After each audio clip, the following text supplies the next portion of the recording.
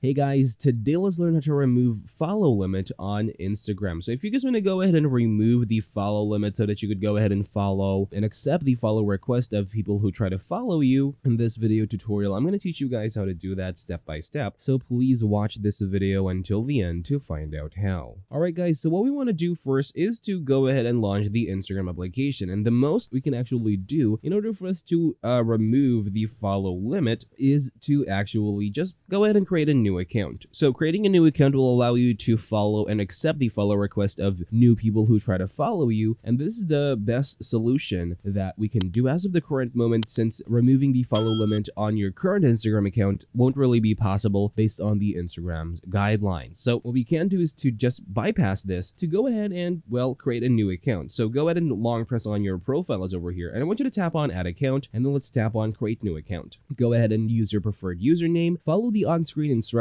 and then invite your followers on your current account to follow this account so that, of course, you could still keep in contact with your audience, new people could follow you, and, well, you could have the best user experience possible with just this quick solution. That's all for this video, guys. Thank you guys for watching. Please like this video and subscribe as well if you guys learned something, and take care.